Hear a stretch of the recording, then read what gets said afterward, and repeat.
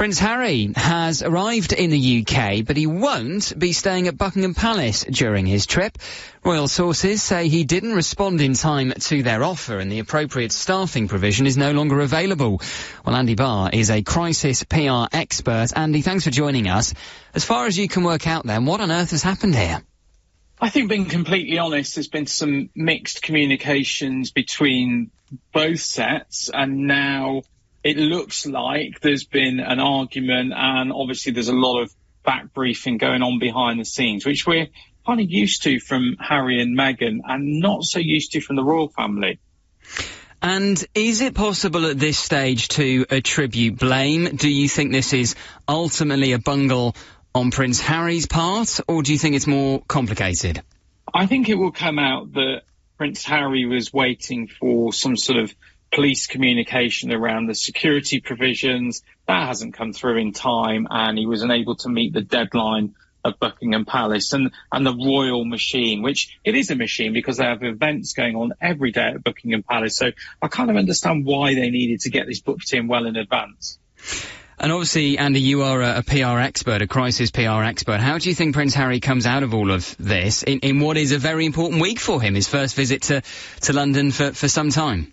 I can't see many positives for Prince Harry at the minute. The language that his team's using, words like disappointed, will really upset the royal family. I think the charities that are involved, such as Invictus Games, which he's coming here to support, are really sort of been overshadowed by this story. And ultimately, there's a family element. His grandkids haven't seen their granddad for 4 years, and that's incredibly sad. What about the royal family, though? Could they have been more accommodating, more flexible to allow Harry to stay at Buckingham Palace? Not so much at Buckingham Palace, because I think there is that whole schedule that goes on that makes it very difficult to move things around. But they certainly have a few properties, as far as I know, and they could certainly put them up with very little hassle at all.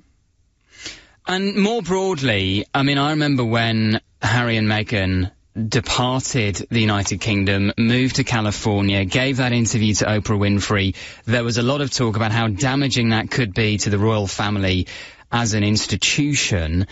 Do you think that actually the people who have been most damaged by that whole episode are actually Harry and Meghan themselves? 100%. I think the royal family in Britain at the minute, in fact globally, are on a real resurgence over the last year. We think about how King Charles has handled himself with Donald Trump and his visit to America, recently revealing his tax payments, and then obviously Princess Kate doing the Three Peaks challenge.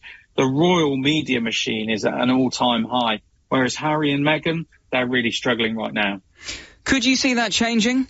I think it's very difficult to change it in the short term. I think there's a lot of angst between both groups, and it's clear that both communications teams are not happy with each other. There's been all this talk about off-the-record meetings that obviously hasn't played out positively. So I think at the minute the royal family are in a really strong position, and they come out of this looking quite good, whereas Harry and Meghan, again, just look a bit disjointed. And how do you think this week's visit by Harry will go? As you mentioned, he's over for the Invictus Games, and he'll be bringing his children with him. First time potentially for the King to meet his grandchildren. Could this visit still be a success? Absolutely. I think if the media machine kicks in and there's loads of pictures of King Charles meeting his grandchildren, that's going to be really positive. And I think that positivity that's felt towards the royal family in the UK at the minute should actually rub off on Harry and Meghan, and it will help them as well. Andy, really appreciate your time tonight. Thank you. Andy Barr there, crisis PR expert talking to